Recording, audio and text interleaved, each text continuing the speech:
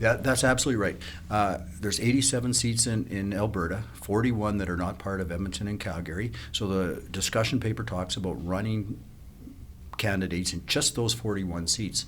What would be great, and what's also happened is I've had a few people from Calgary and Edmonton say, hey, I like that idea. Can we look at starting a Conservative Party in the two big metros that could be your partner on a coalition basis? Could you imagine a situation where the rural Conservatives were an equal voice, an equal partner, and we had a willing partner, Conservative, in Edmonton and Calgary that would help us work hard so Alberta could be free and prosperous and all those things. There's a lot of people that have latched onto this idea, like what they're seeing. There's a lot of people that are saying they know the current system isn't working. Where just 3 years ago we gave Premier Kenney one of the biggest mandates ever, and he hasn't done anything with it. In the same way that Western Canadians often feel alienated and isolated from Ottawa, rural Albertans can feel alienated and underrepresented in Edmonton. Clearly, a balance needs to be struck between municipal and rural issues, but that balance is often hard to find. And very often it's the rural communities who wind up suffering and not having their needs heard. Warning, censorship.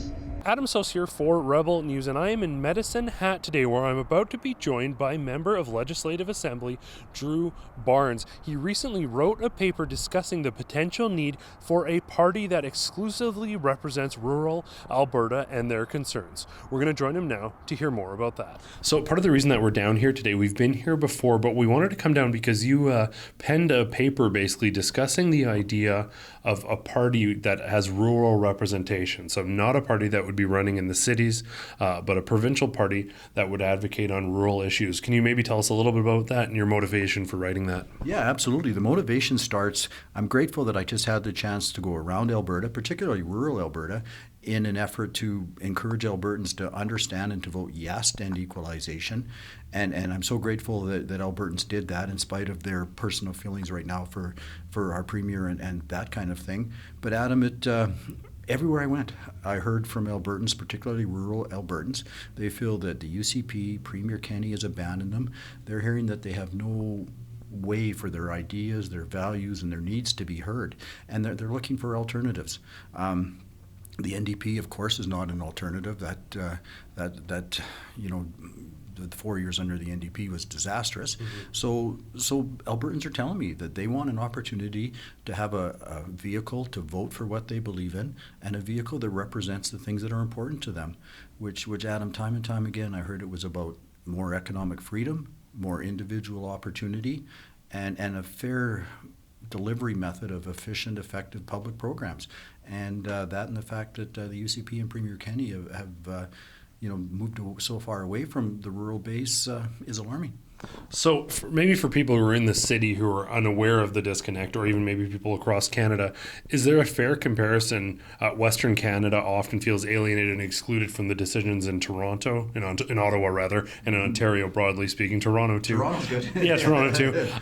But is it similar for rural Albertans to Edmonton? Is there that same level of disconnect? Oh, absolutely there is. We feel as distant from Edmonton as Alberta does from Ottawa. We see the unfairness and the lack of our values being represented or conserved in Edmonton and all the time. And it's more than a disconnect. There's some resentment that have grown.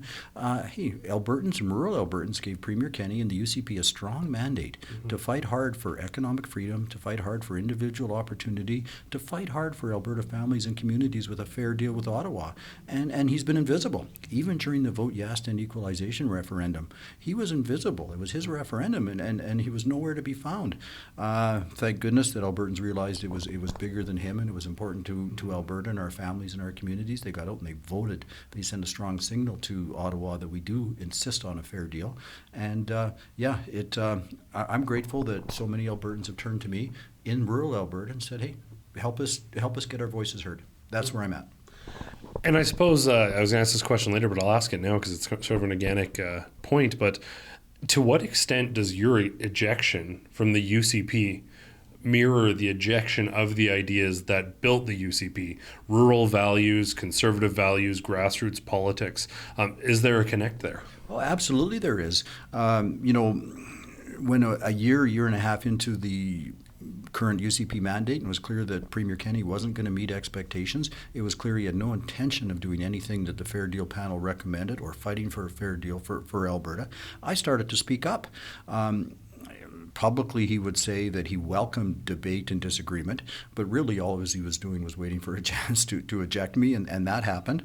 And it's important that MLAs and MPs that aren't part of cabinet have the opportunity to speak up on behalf of their constituents, to speak up on important, conserving the values that built Alberta.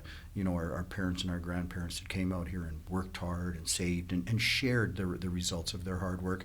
And we have a government that's worse than adrift. They're not listening to us.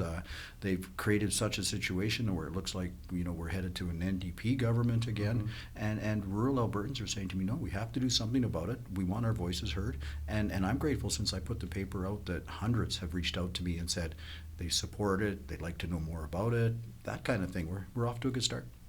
So conservatism in Canada, federally and provincially, has seen splits and new parties merging, sometimes battered egos. But in the long term, what it does is it delays a return to conservatism. It's almost like everything has to be torn down and built up again. And in those gaps, the Liberals or the NDP or whoever seem to come in. So we can talk about vote splitting in a minute strategically. But first off, anytime there's an idea of forming a new party, the idea or the notion has to stem from ideological principles, not from personal vendettas. And I don't know if you've heard this before, I don't know if it's been implied, but is there any hurt feelings inspiring this, or is this exclusively about rural representation? It's exclusively about rural representation. Again, I'm grateful that for 10 years, 3 terms, I'm one of 87 MLAs paid to speak up on behalf of Albertans. I'm grateful to the people of Cypress Medicine Hat for giving me this opportunity for 3 times. I find the support in my constituency for this kind of thing overwhelming. Speaking up before for economic freedom, fiscal responsibility, and civil liberties. The response in Cypress Medicine Hat was very, very strong for that as well. People were grateful, and so that's where it starts from. But again, rural Albertans and conservative Albertans are saying, hey, I don't see my values represented anywhere in cabinet or premiership now. How are we going to make that happen? They're also very, very fearful of a return to the NDP government, where their values weren't represented either. So I'm grateful at this point that I'm one of 87 that's paid to speak on behalf of Albertans. I put the discussion paper out there and they're responding. I suppose the next question would be, like you said, there is a fear of returning to the NDP. I think right now most people would take the UCP as the lesser of 2 evils. Part of your paper and part of what you discuss is that we shouldn't be voting for the lesser of 2 evils. This is a conversation we have time and time again. Federal elections, provincial elections, municipal. We shouldn't have to choose the worst of 2 options. There should be a voice that actually stands for us. What happens, though, is when there are so many voices out there, is there is a risk of vote splitting, and that could provide a backdoor or a way for the NDP to once again reclaim the reins of Alberta. What's your plan to counteract that? Well, thank you. But first of all, the way the current polling has shown the last 8 or 10 months, it's an NDP majority government now anyway, because of the Premier Kenney not meeting expectations, not using that mandate he was given to be a true conservative. We're looking like we're returning to an NDP government strong anyway. And Adam, don't forget, Albertans are risk takers. Albertans are hard workers. They're telling me that they want to take the risk of making sure that what they vote for, they get. If you don't vote for what you want, you'll never get it. And this vote splitting myth allowing 2 parties to always control the left of center doesn't represent the values that you find in rural Alberta and Medicine Hat. And so I'm also believe that because rural conservative following is a bit stronger, a bit higher than in the cities, this will give us an opportunity to have that real discussion as to the conservative values that can make Alberta the freest and most prosperous place in all North America. And as you mentioned there, part of your plan would be, in fact, for this to be an exclusively rural party, so you aren't bogged down by city issues. There would be no plans to run candidates right within Calgary, within Edmonton, within those major city centers. It would be a rural party, is that right? Yeah, that's absolutely right. There's 87 seats in Alberta, 41 that are not part of Edmonton and Calgary. So the discussion paper talks about running candidates in just those 41 seats. What would be great, and what's also happened is I've had a few people from Calgary and Edmonton say, hey, I like that idea. Can we look at starting a Conservative Party in the two big metros that could be your partner on a coalition basis? Could you imagine a situation where the rural Conservatives were an equal voice, an equal partner, and we had a willing partner, Conservative, in Edmonton and Calgary that would help us work hard so Alberta could be free and prosperous and all those things? There's a lot of people that have latched onto this idea, like what they're saying. There's a lot of people that are saying they know the current system isn't working. Where just 3 years ago we gave Premier Kenney one of the biggest mandates ever, and he hasn't done anything with it. If anything, $17 billion deficit a year ago. To me, it's alarming. It was embarrassing that, in opposition, I'd stand beside the Premier and we would say to then Premier Notley, oh, you're putting us $100 billion in debt, shame, shame, shame. And now the UCP's got us $115 billion in debt. I mean, and so again, Albertans everywhere, particularly in the rural parts, are saying to me, if we don't vote for what we want, we'll never get it. So thanks for putting these ideas out there. And we've seen on the spectrum of dialogue, the Liberals, the NDP, they aren't shifting right. They aren't meeting in any middle ground. And we've seen Conservative movements continue to shift to sort of bridge that gap, maybe win over some of those voters, but it clearly has not worked. So would the intention with this be to have those values representing the people in an uncompromising way where you don't have to merge or meld with other ideologies in order to try and gain a majority? It would be very much a principle-driven party? Absolutely would. And wouldn't it be great to know that what you're voting for is what you're going to get after the election? And secondly, let's look at how poorly the current system's worked out. Premier Kenney, who hasn't met Conservative expectations, it's estimated that he cost the federal Conservative Party of Canada 14% because of his unpopularity and people not knowing where he stood on conservatism.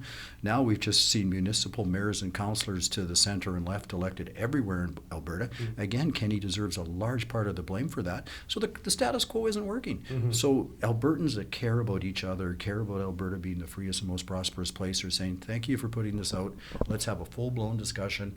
Let's stay involved. And let's make it happen.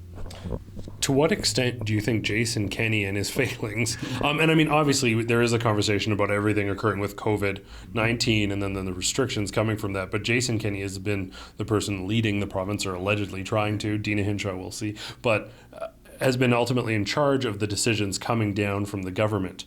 To what extent is failure and his unwillingness to commit to one trajectory responsible for the fact that Conservatives struggled in these municipal elections virtually universally across Alberta? Oh, a big part. He wears the responsibility of this happening to a big degree. Albertans, have lost trust. They don't have a clear direction where they have hope and know where they're going to. I look at the three American states, South Dakota, Texas, and Florida, where the governors, through all this fog, have kept it where families can be self-reliant and families have hope and there's some economic freedom, and things are happier down there. Adam, it's so sad here, and I know it's all around Alberta, but in Cypress Medicine Hat, we have faced such a mental health and an economic crisis at the same time of the COVID crisis, and those are going to have lasting effects on us as well. And what is so frustrating is, while I was in caucus, me and others were continually telling the Premier about different ways to look at things, different ways to do things, and it was met with deaf ears. There was no change. And again, back to rural Conservative Albertans, they're saying, hey, they want a chance to have their ideas and their needs heard. And for 3 years, that hasn't been happening. I believe that a rural Conservative Party will allow that to happen, and hopefully we'll find a willing partner in the big cities after, and hey, let's see where it goes. Let's see where Albertans want this to go. So one of the big sort of promises we heard time and time again from the UCP was that it would all be about grassroots. We've clearly seen with people being ejected for voicing grassroots opinions, that is not the case. Throughout these restrictions and throughout Jason Kenney's time as Premier, they haven't held to a fast rule or a set policy procedure. They seem to jump all over the place, but then they militarily enforce that arbitrary values assignment as they're making their way through. With this new party that you're proposing, how grassroots would it be? How unified would it be in a message? Would there be a designated, here are certain things you have to adhere to, or would it be a wide open, you represent your rural constituents and that's it? Again, I want to get more and more people involved. A lot of the smaller parties on the right have reached out to me, and we're having some discussions, and let's see what their involvement and their ideas are. But it's got to be grassroots. One of the things I liked most about our old Wild Rose Party from 2012 is we believed in not having a whip. We believed in not having any whip votes, even a budget vote. At the time, we were looking into whether, if we voted against our own budget, if we could have a confidence vote the next day, so it wouldn't necessarily bring the government down. We were willing to talk about those things, and that so needs to happen. There's lots of ideas out there, but I've heard ideas from, proper citizen-initiated referendums, the laws that Jason Kenney just put in 2 or 3 months ago, where you have to get either 300 or 600,000 signatures in 90 days is not attainable. Unlike Switzerland, where you just need 50,000 out of 8.5 million people, where you can actually get things on the ballot. Let's make meaningful recall. Let's make that happen. And some people have had some very good nomination ideas. We've seen big parties, get their fingers involved in local nominations. Wouldn't it be great if we had nominations where the start date was just drawn out of a hat, so it was as random as possible, so local champions could get organized? It would be more fair, that kind of thing. These are all the ideas that are coming. Adam, our political system has so many areas that it needs to be improved, and I believe Albertans are at the point in time where they are willing to push for change, and like with Ottawa, we deserve it. We deserve the chance to be the freest, most prosperous place. And so would part of the plan then be to ensure that there are some safeguards in place that a leader can't eventually come along, merge the party with another party, and just do basically as Jason Kenney has done with the UCP? Yeah, you're getting quite a bit ahead of where we're at with the discussion paper, and I appreciate it, because people have called with those ideas. And it's one of the ways I like it, one of the reasons I like a party that just represents the 41 rural seats. We're always going to have a willing partner, a willing coalition. I mean, the balance of power may be attainable someday. So you're always going to have to work with other Albertans in an open, transparent, fair method. What I found in my 3 terms in caucus politics is that's not always the case, and too often, I'm not able to represent and speak clearly for what my 50,000 constituents require and need, or their ideas, and that's wrong, and that needs to change.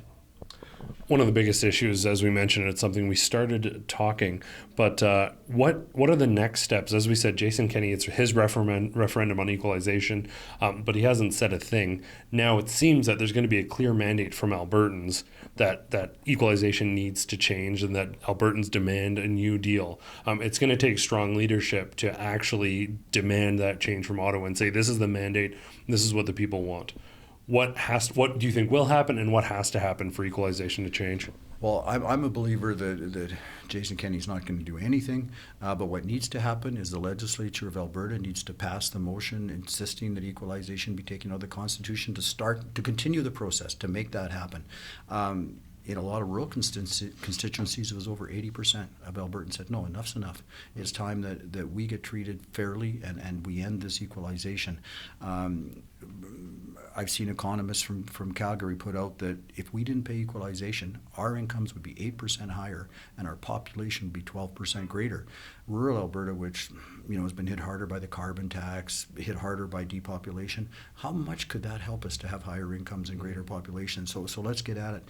And Adam, let's also not forget that equalization, although it's billions and billions of dollars that leaves Alberta, is just about a third of the money that leaves Alberta. It's just become the buzzword, the catchphrase for all the inequities.